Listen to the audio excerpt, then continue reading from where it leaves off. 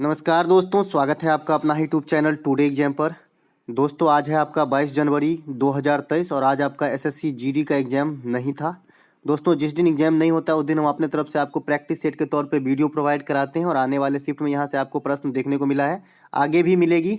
दोस्तों कल से फिर से जो है एसएससी जीडी की एग्जाम शुरू हो रही है, इसीलिए जो पहला प्रश्न है उसी से मिलता जुलता है। जैसा कि मैंने अभी देखा मकर संक्रांति का समय था तो मकर संक्रांति से क्वेश्चन पूछा गया है ना। उसके बाद आपका जो प्रवासी भारतीय दिवस का समय था तो प्रवासी भारतीय दिवस से प्रश्न पूछा गया।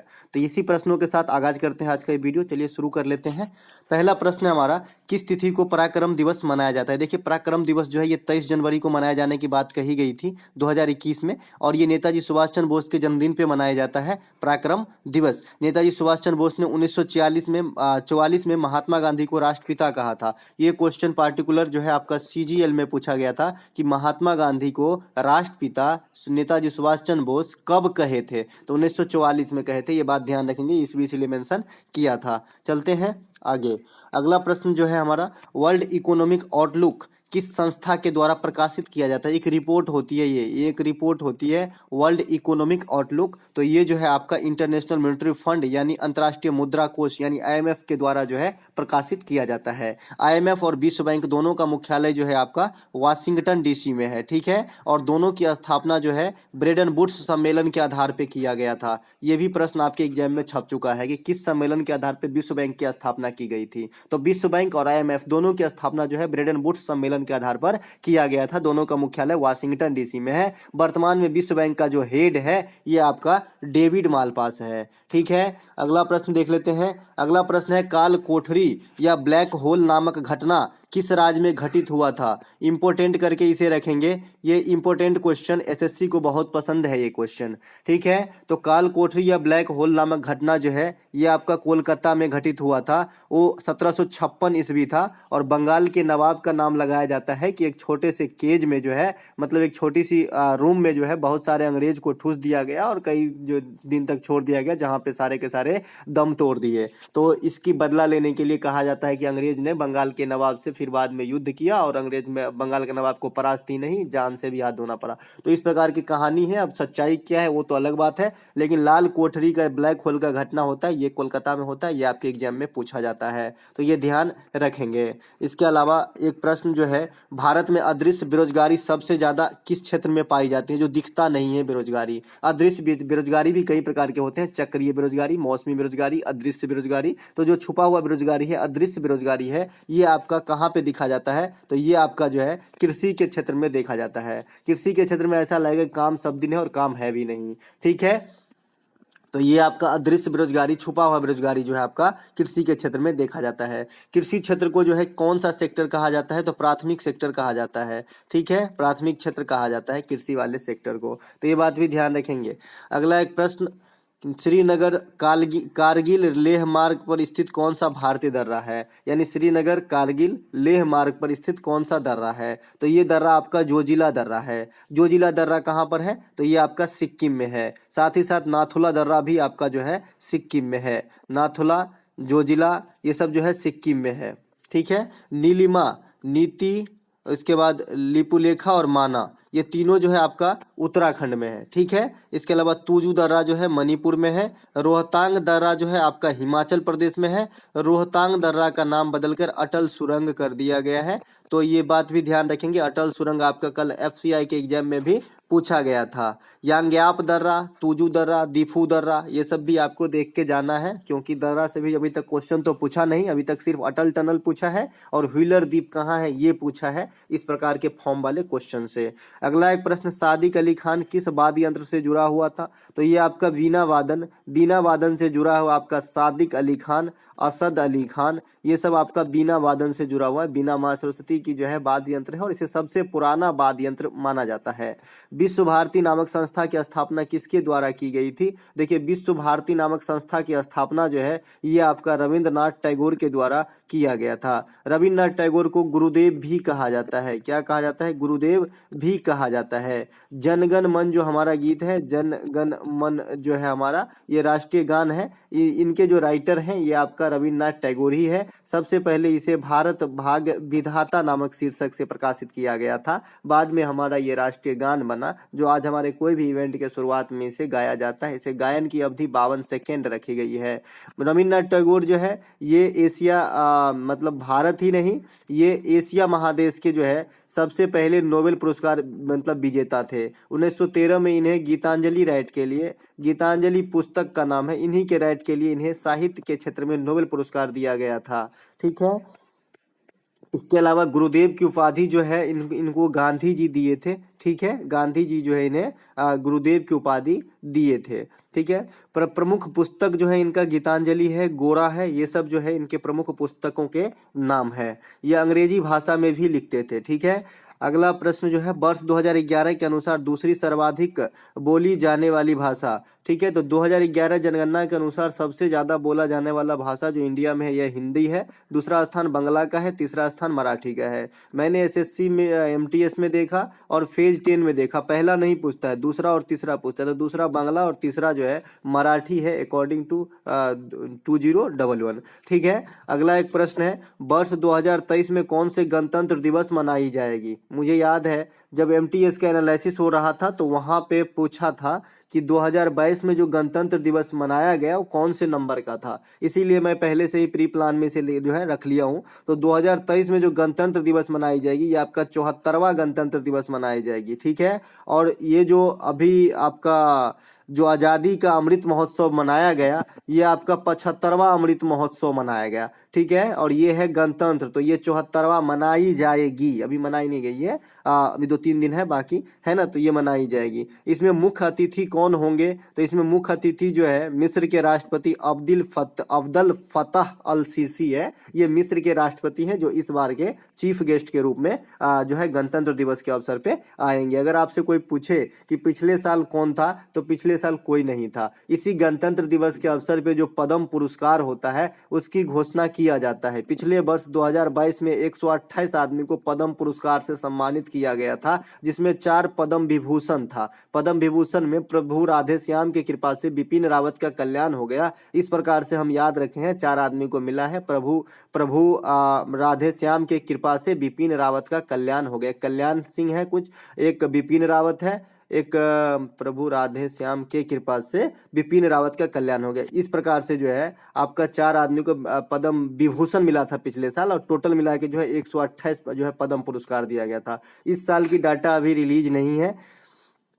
The struggle for India soul पुस्तक के लेखक कौन है? देखिए शशि थरूर की पुस्तक मैं सब दिन बताते आ रहा हूँ, एसएससी को ज़्यादा अच्छा लगता है और आपसे पूछता है, अगर न्यू मॉडर्न पुस्तक पूछता है तो अभी कल ही देखिए एफसीआई का जो परीक्षा हुआ है वहाँ पे आपका शशि थरूर की पुस्तक अम्बेडकर ए लाइफ, जो हमारे थंबनेल पे आपको मिल जाएगा एक प्रैक्टिस सेट के वीडियो में, तो मैंने बताया था, तो ये जो है आपका शशि थरूर ही लिखे हैं। The struggle for India's soul है एक्चुअली, है ना, इंडियाज सोल है, मैंने इंडिया का सोल। ठीक है। इसके जो एक अन्य प्रमुख पुस्तक है जो बार बार आता रहता है एग्जाम में, एन एरा ऑफ डार्कनेस। ठीक है। एन एरिया ऑफ डार्कनेस एक अलग चीज है और दूसरा राइटर का है। एन एरा ऑफ डार्कनेस इनका है कि मतलब अंधेरा का एक युग, अम्बेडकर एक life, pundit and punditry, the struggle for India's soul, ये सब शशि थरूर के प्रमुख पुस्तक हैं। ठीक है।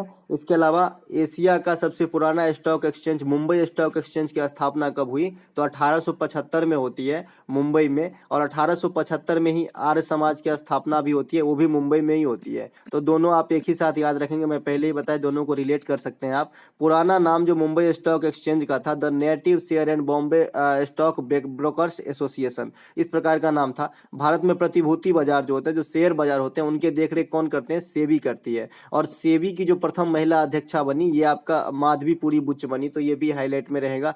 ठीक है। अगला प्रश्न जो हमारा है, वर्ष 2022 के अनुसार भारत का भ्रष्टाचार बोध सूचकांक क्या है? देखिए 3 जो सूचकांक जो इंडेक्स है काफी इंपोर्टेंट होता है। जो एग्जाम में आता है। एक तो भ्रष्टाचार आता है, एक हंगर आता है और एक हैप्पीनेस आता है और एक पीस आता है, 4 आता है। ठीक है, जिसमें हंगर और हैप्पीनेस आपसे पूछा जा चुका, तो फिर भी यहाँ पे जो है थोड़ा सा कर लेंगे। तो भ्रष्टाचार में जो है 85वां जो स्थान है दिया गया है ट्रांसपेरेंसी इंटरनेशनल के द्वारा। हैप्पीनेस में जो है 136वां स्थान दिया गया है और हंगर इंडेक्स 2022 में 107वां दिया गया है। हंगर इंडेक्स 2021 में भारत को 101वां स्थान दिया गया था।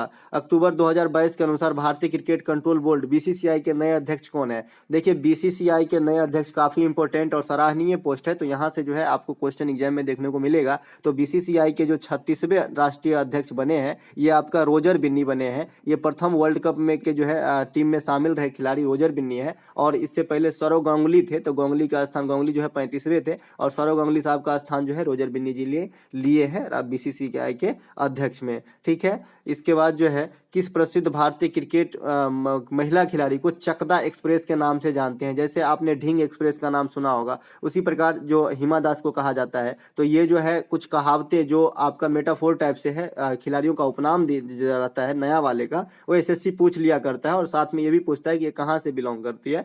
तो जो चकदा एक्सप्रेस कहा जाता है ये आपका झूलन गोस्वामी को कहा जाता है। झूलन गोस्वामी ये बॉलर थी और ये जो है संन्यास लेने की घोषणा कर ली है झूलन गोस्वामी, इन्हें चकदा एक्सप्रेस कहा जाता है। हिमा दास को ढींग एक्सप्रेस कहा जाता है। ठीक है, चतुर्थ आंग्ल मैसूर युद्ध कब समाप्त हुआ था? देखिए, चतुर्थ आंग्ल मैसूर युद्ध जो है 1799 में टीपू सुल्तान की मृत्यु के साथ समाप्त हो गई थी। तो आपसे एक क्वेश्चन एसएससी करता है कि टीपू सुल्तान की मृत्यु किस आंग्ल मैसूर युद्ध में हुई थी? तो चतुर्थ आंग्ल मैसूर युद्ध में जो है टीपू सुल्तान की मृत्यु हो गई थी। बेसबॉल में कितने खिलाड़ी होते हैं? सब दिन आपसे पूछा जा रहा है। तो बेसबॉल में जो है कुल 9 खिलाड़ी होते हैं और बेसबॉल यूएसए का राष्ट्रीय खेल है। ठीक है, बास्केटबॉल में 5 खिलाड़ी होते हैं, वॉलीबॉल में 6 खिलाड़ी होता है। एक क्वेश्चन आपसे पूछ रहा है बार बार एसएससी की फीफा में गोल पोस्ट की ऊंचाई कितनी होती है? तो 2.44 मीटर या 2.45 मीटर, दोनों में से कोई भी एक ही ऑप्शन रहेगा। ठीक है, 2.44 मीटर या 2.45 मीटर। एक प्रश्न यहाँ पे, इंडियन जो आईपीएल हुआ था, जो आईपीएल इंडियन प्रीमियर लीग की शुरुआत किस वर्ष हुई थी? देखिए दोस्तों, आता सबको रहता है, एग्जाम के अंदर गड़बड़ी में हड़बड़ी हो जाती है। तो आईपीएल आप भी जानते हैं कि पिछला 15वां आईपीएल हुआ था, वहां पे काउंटिंग मिस्टेक होना है जो है बहुत सारे बच्चे की हो जाती है, इसलिए मैं पहले बता दूं ये 2007 में स्टार्ट हुआ था और ये जो अभी संस्करण होगा 2023 के अंदर ये आपका 16वां संस्करण होगा। ठीक है, 16वां संस्करण बाकी है। पिछला 2015 के अंदर 2022 के अंदर 15वां संस्करण हुआ। विजेता गुजरात रहा था, उपविजेता राजस्थान रहा था और इसके बारे में सभी डाटा तो पीडीएफ में पहले से ही पढ़ा है, लेकिन जो पुराना डाटा है वो जरूर याद रखें कि सबसे ज्यादा विकेट कौन लिए हैं, रन कौन बनाए हैं और छक्का कौन मारे हैं। तो सबसे ज्यादा विकेट लेने में डेवन ब्रावो, सबसे ज्यादा रन विराट कोहली, सबसे ज्यादा छक्का जो है क्रिस गेल के नाम अभी तक है आईपीएल के रिकॉर्ड में। सबसे अधिक बार आईपीएल जीतने का रिकॉर्ड भी मुंबई इंडियंस के नाम है, ये बात ध्यान रखना। पीएम किसान योजना की शुरुआत किस वर्ष हुई थी? देखिए, पीएम किसान योजना कल एफसीआई के तीनों शिफ्ट में पूछा गया है। एक बार रकम पूछा, एक बार कितने महीने के बाद रकम आती है ये पूछा, एक बार शुरुआत कब होती है ये पूछा। तो देखिए यहाँ पे पीएम किसान योजना की जो शुरुआत होती है दिसंबर 2018 में होती है। ये छोटे मोटे किसानों के लिए है जो इन क्राइटेरिया को फॉलो करता है, जिनके जोत क्षेत्र बहुत कम है, तो उनके जो है इनको लाभ मिलता है। इसमें जो है टोटल 6000 की लाभ मिलती है। कितना रुपया की? 6000 की लाभ मिलती है और ये 2-2 हजार के 3 किस्त चौमाही, मतलब 4 महीने में एक बार 2000 रुपया इनके अकाउंट में आ जाता है जो ये लाभार्थी हैं। तो ये ध्यान रखेंगे, इसे पीएम किसान सम्मान निधि योजना भी कहा जाता है इसी योजना को। ठीक है, इसके अलावा एक प्रश्न यहाँ पे है कि टाइम वर्ल्ड यूनिवर्सिटी रैंकिंग 2023 में जो टाइम वर्ल्ड यूनिवर्सिटी रैंक करता है तो ये 300 के लेवल में कौन सा एकमात्र भारत का इंडियन इंस्टीट्यूट रहा? जैसे उस दिन पूछा था कि भाई एक फिल्म की लिस्ट जारी होती है एक्टरों की, उस 50 एक्टर में किस भारतीय को जगह मिला है? तो शाहरुख खान को मिला है। तो ऐसे ही ये टाइम्स वर्ल्ड इंडियन रैंकिंग जो है ये 2023 के लिए जो 300 विश्वविद्यालय का जो है एक सर्वे किया है, तो इसमें 300 के भीतर आने वाला भारत का इकलौता जो है आपका इंडियन इंस्टीट्यूट ऑफ साइंस जो आपका बेंगलुरु में स्थित है, इन्हीं को जगह मिला है, अन्यथा किसी को जगह नहीं मिला है। अब आप जानते हैं कि सीएम वाला जो है आपका क्वेश्चन कॉमन कर रखा है, सीएम और राज्यपाल इन दोनों दोनों में से कोई एक प्रश्न जरूर पूछा जाता है। तो मैंने देखा कि नॉर्थ ईस्ट जो ऊपर के साइड के इंडिया के राज्य हैं वहाँ के सबका लगभग पूछा गया और असम का नहीं पूछा जाएगा, क्योंकि असम का जो है काफ़ी दिन से जो है बदलाव नहीं हो रही है, तो ये नहीं पूछा जाएगा। तो यहाँ पे मैं इधर से उठाया कर्नाटक की तरफ से, तो कर्नाटक का जो है श्री बासवराज बोम्मई वर्तमान में सीएम है और राज्यपाल जो है श्री थावरचंद गहलोत है। राज्यपाल कर्नाटक का भी पूछा जा चुका है थावरचंद गहलोत। बासवराज बोम्मई अभी जो है बचा हुआ है सीएम के पोस्ट के लिए, मैंने पूछे जाने के लिए, है ना। तो ये आप ध्यान रखेंगे। वैसे आपको सीएम और गवर्नर पूरा देख लेना है, तो ये पूरा होल वीडियो इसी प्रकार से इमेज के साथ आप लोगों के लिए प्रोवाइड करा दिया है। लेकिन जो पार्टिकुलर वीडियो आप लोग बोलते हो, मैं आप लोगों को फरमाइश पे काफ़ी टाइम निकाल के, मैं कैसे भी निकाल के जो है आपके लिए बना देते हैं, लेकिन आप लोग फिर देखते नहीं है, तो थोड़ा सा जो है वो हो जाता है। तो देख लीजिएगा अगर टाइम रहे तो, ठीक है। धनु यात्रा त्योहार का आयोजन किस राज्य में होता है? देखिए धनु यात्रा कल मैंने बताया था मेदराम यात्रा। मेदराम यात्रा अगर पूछा जाएगा आपसे तो ये आपका हो जाता है तेलंगाना के अंदर, और धनु यात्रा पूछा जाएगा तो ये हो जाता है ओडिशा के अंदर। जगन्नाथ यात्रा पूछा जाएगा तो ये भी ओडिशा के अंदर, और खाली यात्रा पूछा जाएगा तब पश्चिम बंगाल के अंदर। तो ये चार हैं, चार अलग अलग चीज है, जिसमें दो ओडिशा का है जगन्नाथ यात्रा और धनु यात्रा, मेदराम यात्रा तेलंगाना और खाली यात्रा पश्चिम बंगाल। तो इसे याद रखेंगे। आर्ट एंड कल्चर से भी क्वेश्चन काफी सारे पूछे जा रहे हैं, तो आर्ट एंड कल्चर पे ही मैंने 51 आर्ट एंड कल्चर का एक होल वीडियो, जैसा कि आप इमेज देख रहे हैं यहाँ तो कट है, एक मतलब एक बढ़िया जो है आप लोगों के लिए बना दिया हूँ, तो वो भी आप देख सकते हैं। साथ ही साथ खेल से जो भी करंट अफेयर के प्रश्न बन पाएंगे 2022 से लेकर पूरे साल के भर के दरमियान, उस पर भी पूरा वीडियो बना दिया हूँ, तो वो भी देख लीजिएगा। तो चलिए दोस्तों, मिलेंगे एक नए वीडियो में, तब तक के लिए जय हिंद। और सभी को बेस्ट ऑफ लक। कल के जो एग्जाम है, जो भी अभ्यर्थी हैं कल जिनका एग्जाम है एसएससी जीडी का, कल से क्योंकि फिर से स्टार्ट हो रही है, मिलेंगे कल उसी एनालिसिस वाले वीडियो के साथ। तब तक के लिए जय हिंद।